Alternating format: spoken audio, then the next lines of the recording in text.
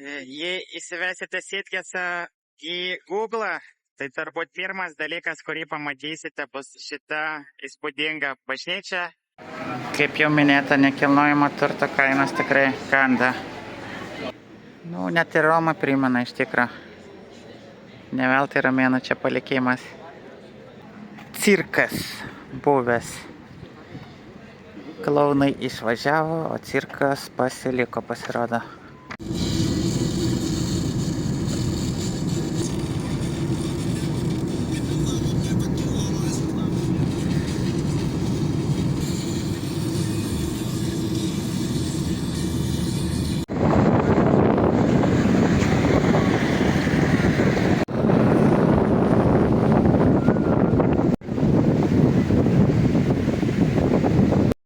Sveiki visi. Šiandien atvykau į miestelį Sitgesą, kuris randasi maždaug 40 km į pietus nuo Barselonos. Turistinis populiarus miestukas. Internete galima rasti informaciją, kad jame gyvena 26 000 žmonių, iš kurių trečdalis yra užsieniečiai. Tai žmonės iš Olandijos, Anglijos, Skandinavijos ir kitų šalių. Sitgesas garsėja savo LGBT bendruomenę bei nudistais. Dar kuo garsėja, kad nekilnojamas turtas čia brangesnis nei Barcelonoje. Bet jau rašoma tokie duomenys, kad ne miesto centre kvadrato kaina prasideda nuo 4500, o miesto centre kvadratinis metras gali kainuoti 7000 eurų. Mieste yra 17 paplūdimių. Atvykus į miestą mus pasitinka tokia kaip pėsčiųjų alėja, ilga, paplūdimys, vienas iš paplūdimių, žmonių daug, sekmadienis šiandien rugpjūtis, daugelis ispanų atostogauja, plius savaitgalis, tai judesio tikrai daug. Dabar einame link miesto centro. Šiandien pakankamai vėjuota, bet tas vėjas net labai malonus, temperatūra virš 30, bet čia būnant prie vandens tikrai nėra karšta, pakankamai gaivu, bent jau šiuo metu. Pirmas paplūdimys, kuriame matau šitą ženklą, kad negalima su šunimis eiti paplūdimį.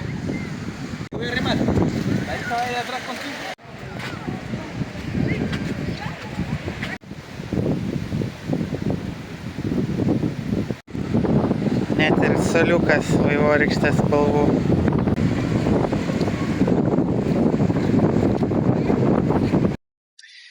Šita skulptūra skirta vienam žymiam žmogui, kuris gimė Sitgese, Don Facundo Bacardí. Turbūt girdėjote šitą pavadinimą Bacardí, tai žmogus, kuris sukūrė Bacardí Romą. Jisai gimė Sitgese, vėliau emigravo į Kubą, kur gimė tas žymusis Bacardí Romas. Šitie atviri delnai simbolizuoja žvilgsnį į ateitį, kad viskas gali įsipildyti to, ko nori.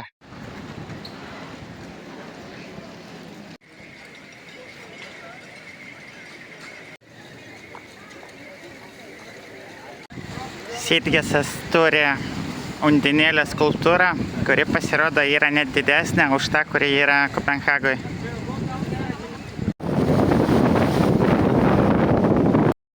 Jei įsivesite Sitgesą į Google, tai turbūt pirmas dalykas, kurį pamatysite, bus šita įspūdinga bažnyčia Švento Bartolomėjaus ir Šventosios Teklos, kuri statyta 17 amžiui ir renovuota 19 amžiui.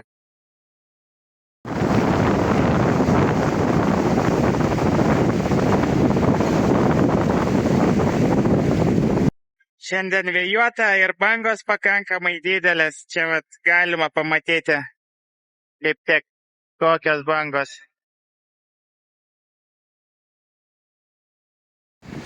Na ką, lipam prie bažnyčios. Pažiūrėsim, ar galima patekti į vidų.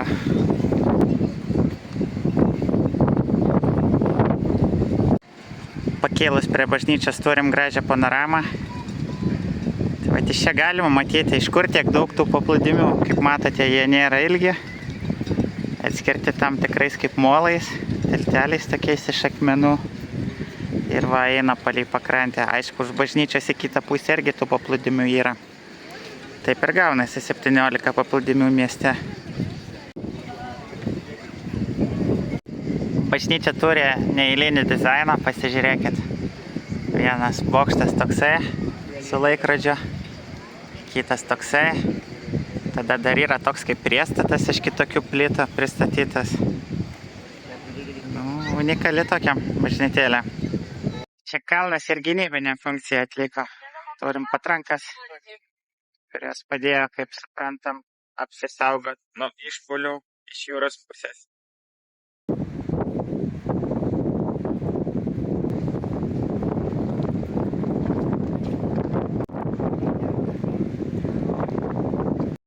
Toje bažnyčios pusėje matosi, kad pakrantės labiau uolėtos. Toj pusėje, kurėjame, buvo smėlio paplūdimiai. Tiesiog.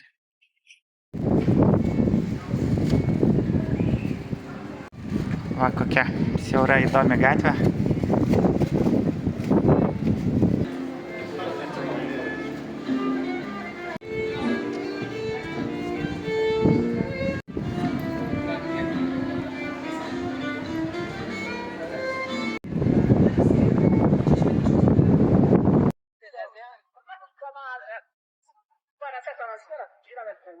Čia va toks įdomus parkelis. Skulptūrą matote. Visokių skirtingų suoliukų. Ir žinoma, gražiausia, ką galima pamatyti. Panorama. Šitokia smėlio spalva tamsesnė atrodo.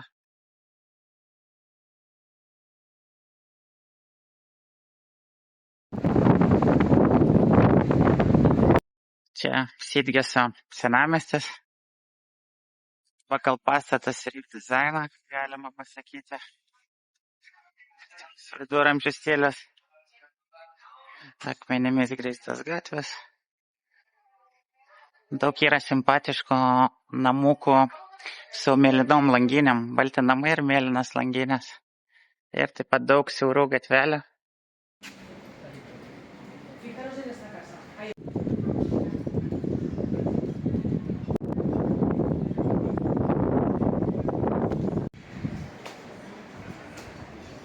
Galite apsistoti tokiam mėlynam name.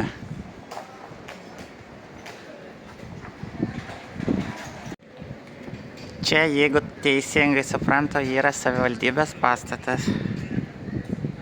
Paprastai šitas skulptūras naudoja visokių švenčių fiestų metu. Matome turgaus pastatą. Dabar jis uždarytas. Čia taip atrodo bažnyčia iš kitos pusės.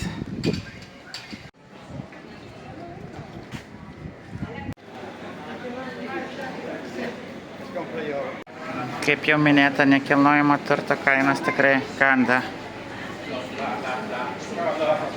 Viskas praktiškai milijonas ir daugiau.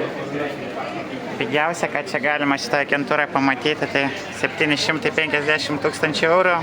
Praktiškai 100 kvadratų, tai 7 000 eurų kvadratas. Čia jau panašu, kad iš senamiesčio patenkame į centrą. Jau naujesni pastatai, nemažai veiksmo.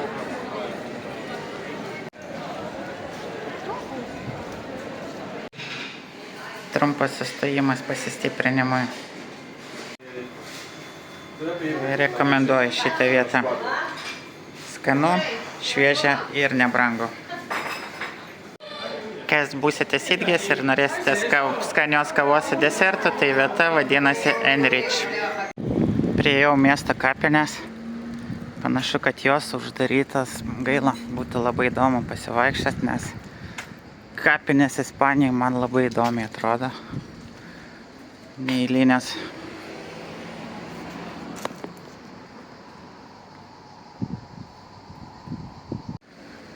Panašu, kad tiesiog vidurdienio metu tarp 1 ir 3 valandos uždaryta. Arba šiandien gali būti, kad tik tai iki 1. Sunku pasakyti, ar čia kaip šventinė diena skaitos, ar kaip eilinė sekmadienį šiandien. Šalia kapinių, tiksliau net sujungta su kapinėmis tokia maža nedidelė koplytėlė San Sebastiano ir statyta 1861 metais. Kas įdomu, kad šitoj koplytėlėje vyksta koncertai. Va, kaip matote, Ermita de San Sebastian. Tai vat būtent šita koplytėlė ir yra. Įdomu būtų pamatyti koncertą bažnyčiai, kaip tas atrodo. Štai Olėta pakrantė. Čia atrodo ramesnė dalis Sitgesio. Žmonių aišku yra, bet vis tiek mažiau nei tuose centrinėse paplūdimiuose. Jeigu aš čia būčiau apsistojęs, tai čia būtų turbūt į šį paplūdimį.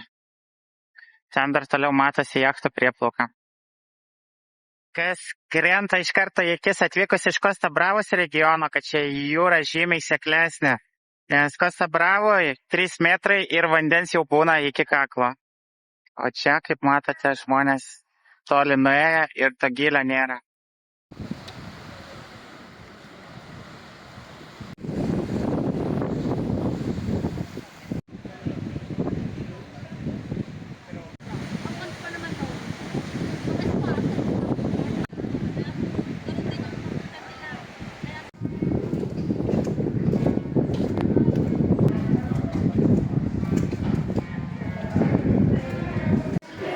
Sitgese yra 2 populiarūs muziejai. Dabar einu į vieną iš jų. Va taip šitie būtų muziejai vadinasi. Įėjimas į abudu muziejus bendrai kainuoja 10 eurų. Vienas bilietas 2 muziejams, žodžiu. Nusipirkus bilietą, gavau lankstinuką, ten turėtų būti visa pagrindinė informacija, į ką reikia atkreipti dėmesį ir panašiai. Wow. Koks grožis.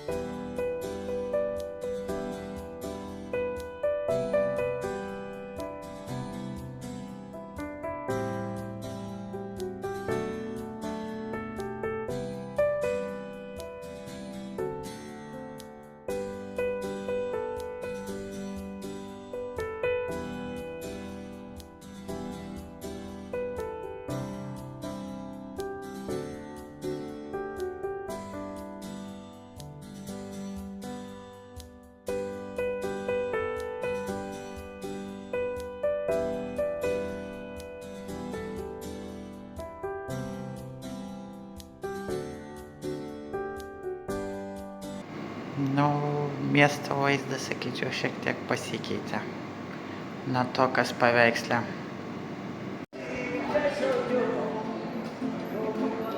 Nu ką, aplankyti abudu muziejai. Jie ten iš tikrųjų gaunasi kaip vienas, jie ten sujungti, tai ne tik, kad bilietas bendras, bet ir tie muziejai. Vienoj patalpoj ten skirtingais įėjimais eini, iš vieno patenki kitą ir panašiai. Šiaip įdomu, ypatingai pati pradžia patiko, ten viskas tokiom gražiom mėlynom spalvom, įdomus dizainai, po to prasidėjo paveikslai, skulptūros, nebe taip įdomu buvo. Bet šiaip verta aplankyti ir dar sužinau, kad yra ne tik šitie 2 muziejai, bet yra Maricel rūmai. Bet dėja, jie atidaryti būna tik tai ketvirtadienį. Šiandien yra sekmadienis, todėl papultų variantų nėra. Ir sakė, kad reikia bilietus užsisakinėti iš anksto, nes tarkim pasižiūrėjo, ateinančiam ketvirtadienį sakė, bilietų jau nėra. O įėjimas kainuoja 5 eurai tik tai.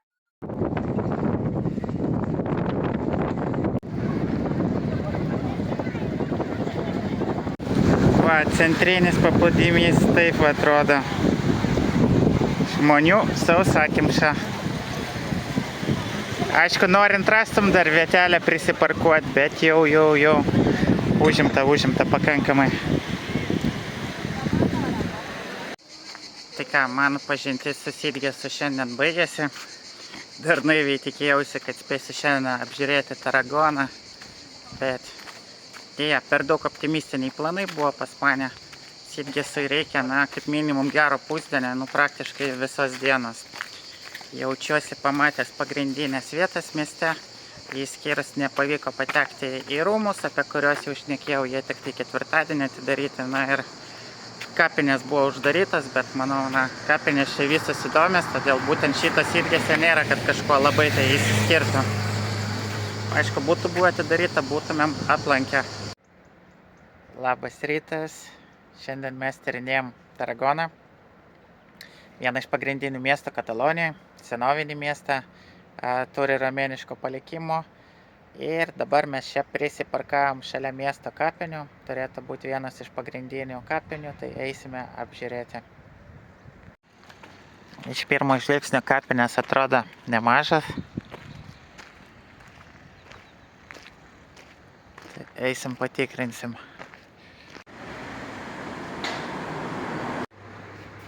Ką galiu pasakyti, kol kas atrodo, kad čia bus gražiausias kapinės, kokias mačiau Ispanijoje. Nes jau įeinant pasitinka tokią alėją.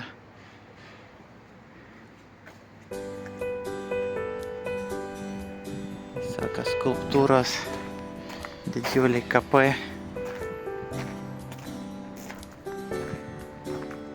Šauniai atrodo.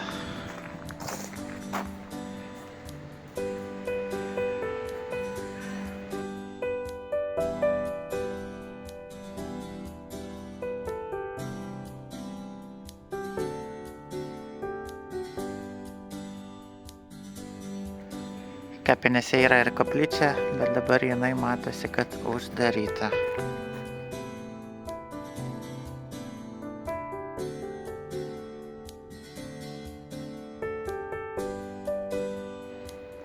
Ten tolumoje už kapinį matosi ir senamiestis, į kurį netrukus eisime.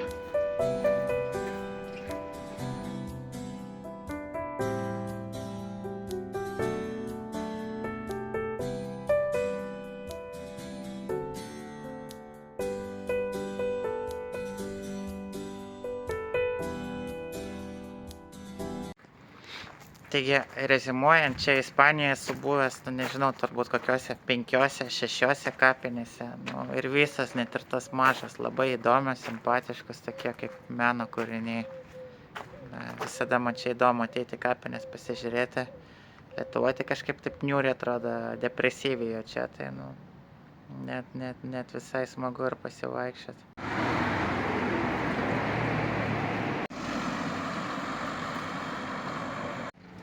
Pakeliui į miesto centrą papuolėm į kažkokį tai parką, šiek tiek žalumos, skulptūrų, matosi senamiestis šiek tiek momentais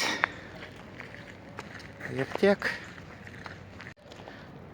Čia kažkoks įžymus gerbiamas pilietis Taragonas.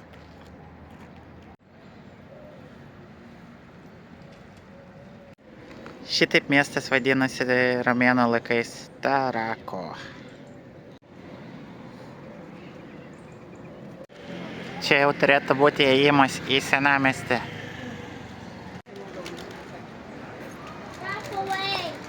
Čia yra archeologinis takas, tai bandysim sužinoti, kas tas yra.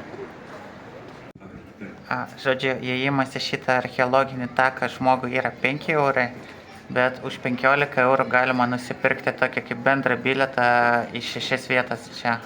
Turistinės, tai nusprendėm imti, aišku, tą į 6 vietas, nes visas šiaip kainuota apie 5 eurus atskirai, tai pusė sumos susitaupa gaunasi. Gavom tokį bilietą, šiandien sekmadienis, tai visos vietos atidarytos tik tai iki 2:30, dabar yra 11 valanda ryto, tai reikia nestabdyti, judėti į priekį.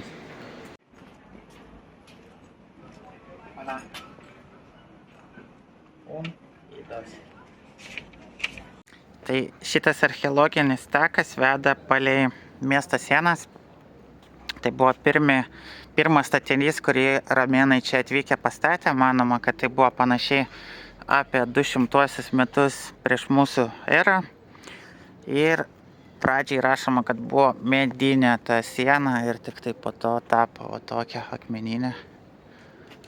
Dabar, kaip matote, sienos pakankamai aukštas.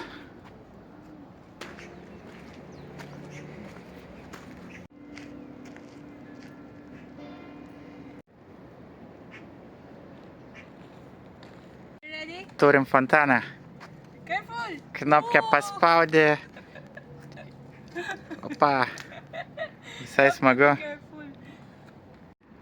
Čia šiek tiek miesto panoramos, bet nieko tokio labai gero. Aišku, kalnai gražiai atrodo, bet šita pusė tokia paprastesnė. Čia mes turime Augusto statulą.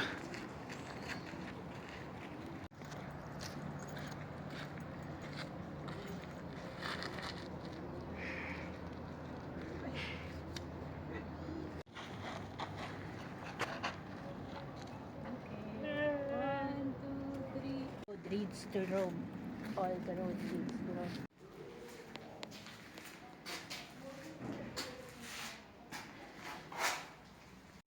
Oh my god, that actually is painting on it. Čia pasirodo yra rimtų žvėrių. Reikia saugotis įkandimų. Kiek patrankų. Rimta gynyba buvo. Ne tik, kad sienas 4,5 storio, bet dar ir patrankos. Aukšto 6 metrų. Visai gerai jie čia apsistatė. Čia turime ir Kapitolijaus vilkės skulptūrą, maitinančią du brolius.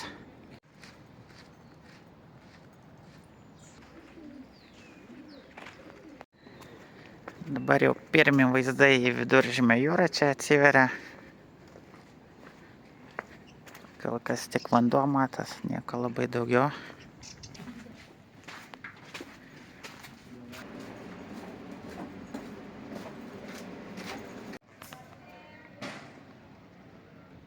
Čia turim universitetą.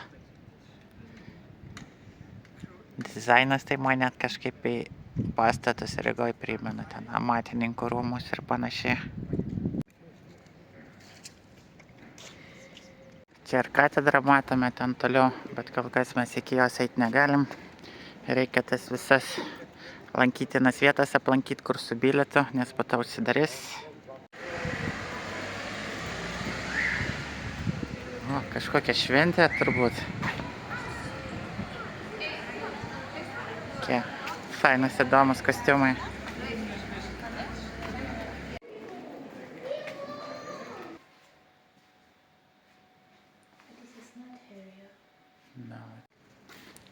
Štai dabar atėjome į vienas iš rūmų esančių čia Tarragonai, Casa Canals vadinasi.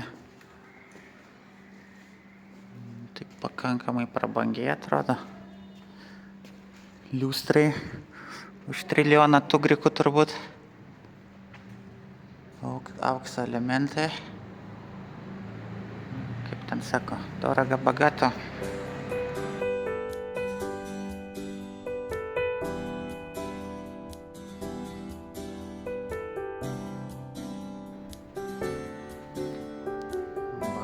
Prabangi lova.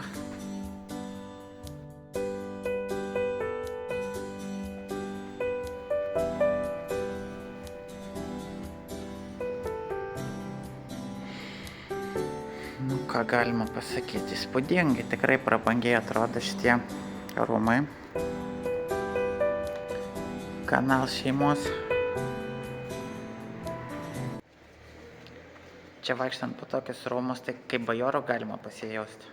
Tai neleidžia nei prisėsti, nei prigulti, jeigu leistų, tai grinai būtų tas jausmas. Rūmai turi ir tokį kiemą, sodais vadinama, kažkiek yra augalų, medžių. Ir sakė, ten toliau turi būti terasa. O čia berods. Gražios gėlės, kurios moteriam turėtų pateikti skirtingų spalvų. gal ne visai vaivorykštės, bet daug tų spalvų ir atspalvių.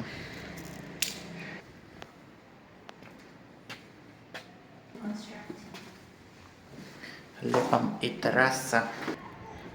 Tačiau visai gražus vaizdas atsiveria į jūrą, į pakrantę. Bet tik tai maža dalis šiam miesto matosi.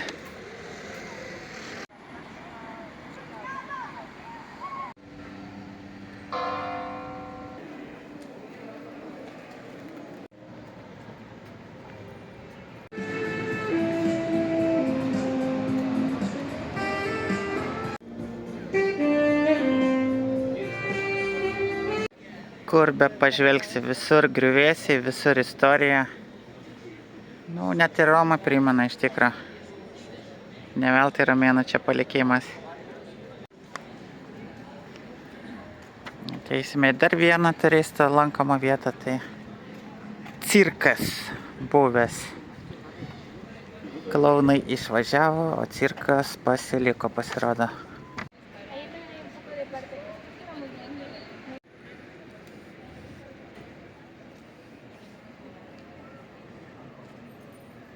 Žodžiu, šitas romėnų cirkas išlikęs nuo 2 amžiaus. Čia viskas, kas liko. Tai va, cirkas tais laikais galingai turėjo atrodyti. Pasižiūrėkit, kokios sienos. Bokštas yra didelis, aukštas. Ir toks įėjimas. Nu, čia kaip Dubajus buvo tais laikais turbūt.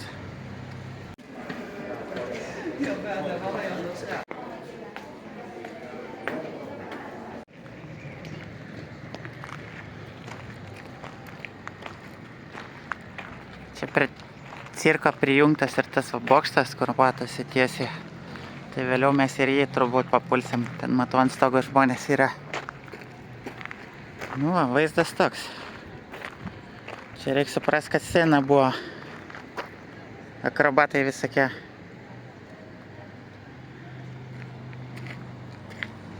Šitas cirkas tituluojamas kaip vienas iš geriausiai išlikusių romėnų cirkų vakarų Europoje. Vau, štai koks tunelis veda iš cirko teritorijos link to bokšto, apie kurį jau šnekėjau.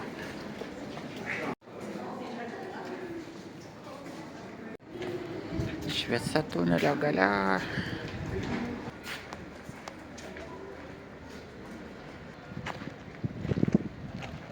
Dabar jau mes papuolame čia į bokštą.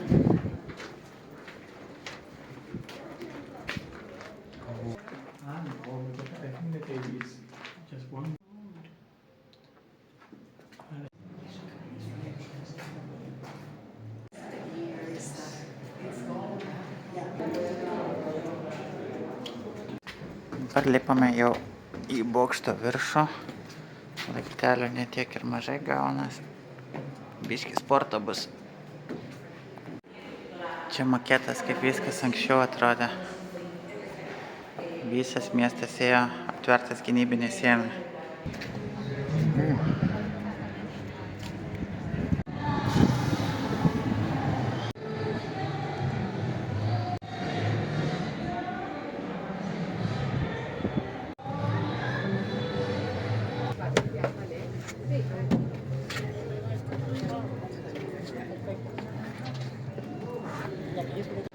Čia jau pats gražiausias vaizdas kol kas atsiveria į miestą. Ten prie jūros matosi amfiteatras, uosto teritorija ar kažkas panašaus. Visas centras matosi, visas senamiestis. Na, miestas nėra mažas. Ir iš visų pusių galima jį apžiūrėti čia. Šitas bokštas tikrai vertas dėmesio. Ten šokiai vyksta. Va taip va.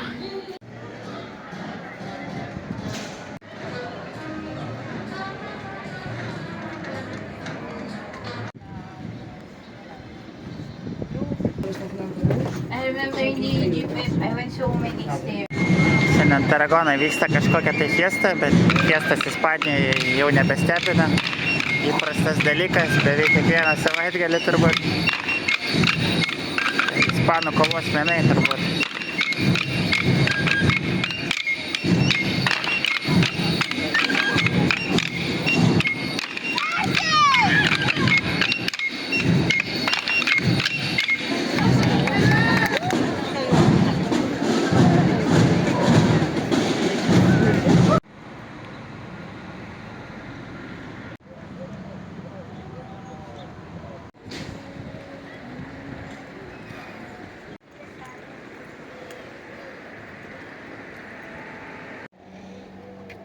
Čia taip amfiteatras turėjo atrodyti anksčiau. Jo pradžia 348 metai. Įsidėmėkit šitą vaizdą. Štai taip atrodo dabar. Nu, toks biškį apgriuvęs, bet nedaug. Patenkinamas būklės.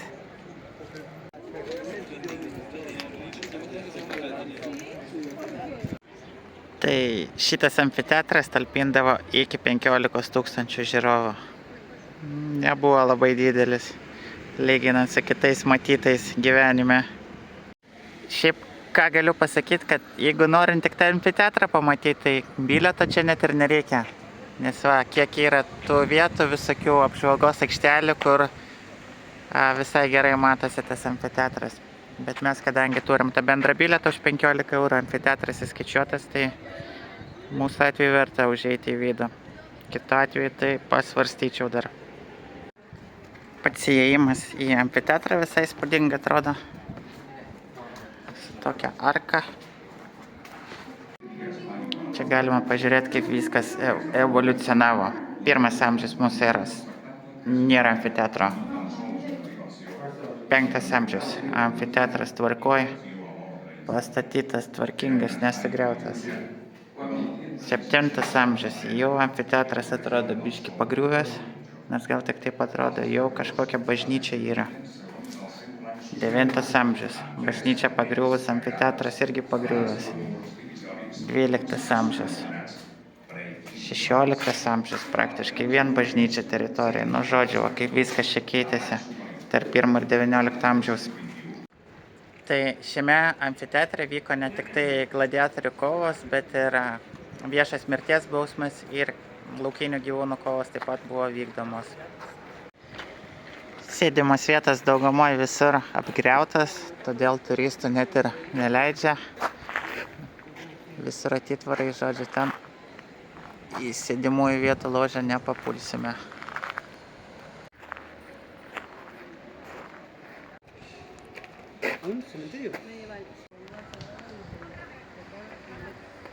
Na ką, turim ir šiokį tokį paplūdimį, vietomis labai siaura.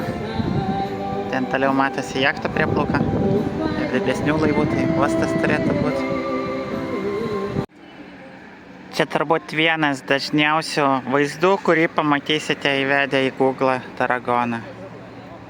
Būtent amfiteatras su paplūdimiu šalia jo. Na ką, ir paskutinis iš mūsų mokamų vietų šiandien yra forumas. Taragonos forumas. Matote kolonų liekanas. Ir kaip galvojat, kas čia buvo anksčiau? O čia pasirodo buvo bazilika.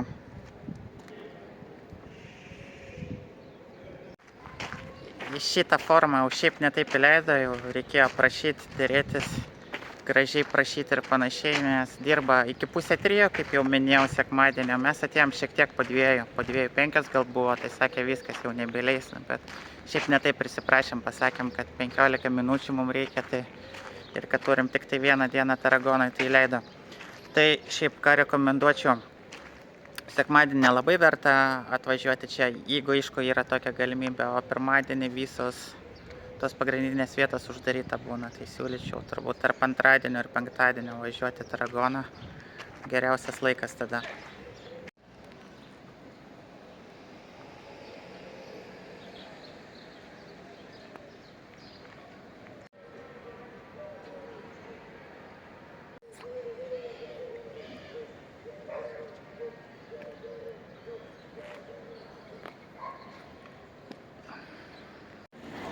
Tai čia centrinio turgaus pastatas. Gražus, įspūdingas, bet sekmadienį turgus nedirba, tai nebus galimybės papulti į vidų.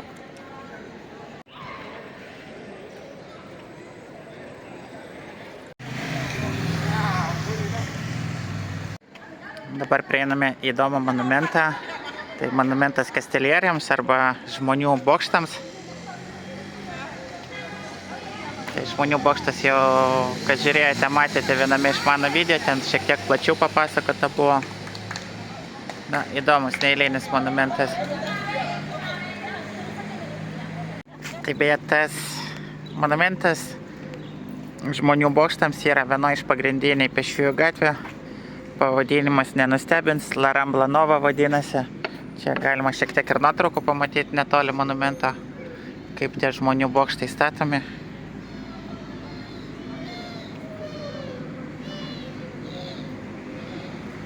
Vaikai su šalmais, kaip ir privaloma dabar. Žodžiu, neeilinis renginys, pamatyti tos žmonių bokštus.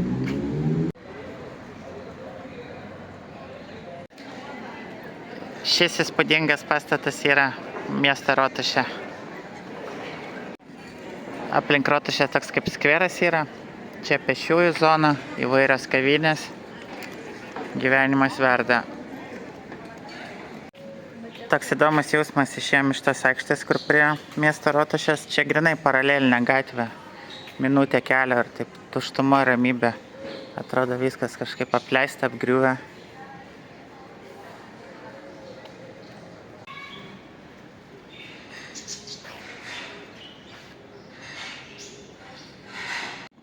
Atvykome į dar vieną garsią aikštę, ten matosi pavadinimas Plaza del Sedasas ir jinai garsėja tokiu piešiniu ant pastato. Žymus šitas piešinys. Dešiniai pusėje toks kaip stadionas, sėdimos vietos.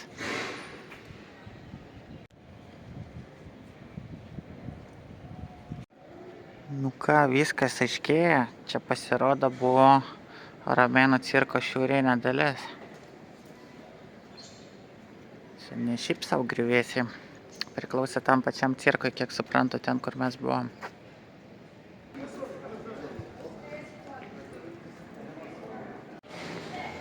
Dabar jau, kaip matosi, einama link katedros.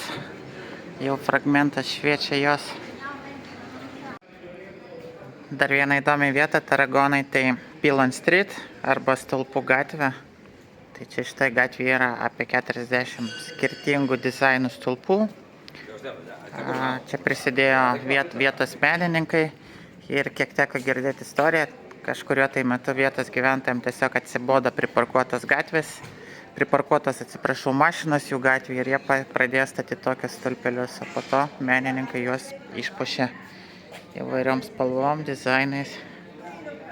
Rekomenduoju šitą vietą aplankyti, netradicinę.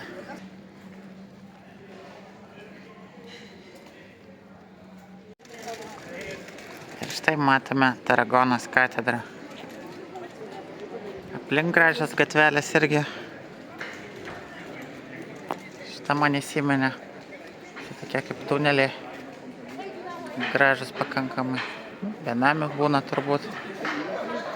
Kažkieno čia hostelis, bet vis tiek gražiai atrodo. Čia šitas fontanas, tai nežinau, žiūriu, man kažkaip varlę primena. Kas formas atrodo, kaip varlė su akytėm. Bandom suprast, kaip veikia fontanas. What if you press that one?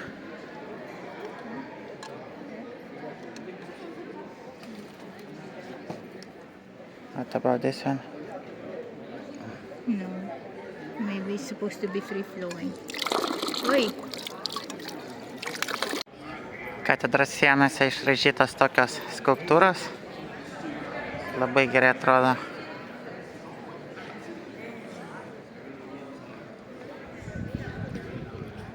Pati katedra yra 12 amžiaus, romaninio ir gotikinio stiliaus.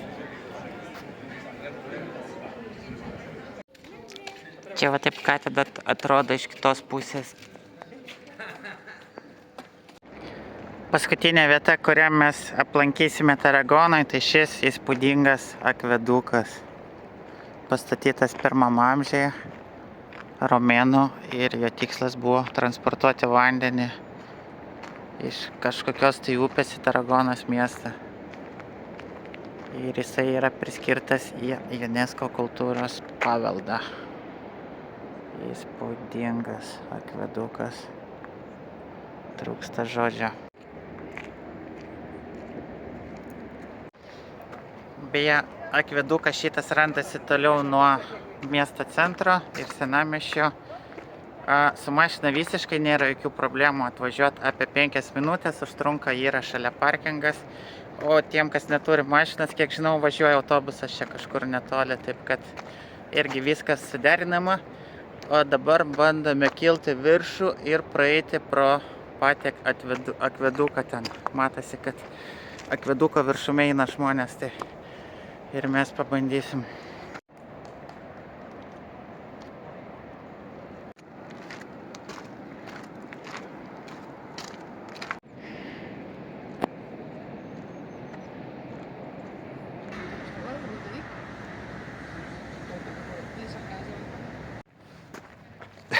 Don't fall, детка. Mas esse vídeo e vai.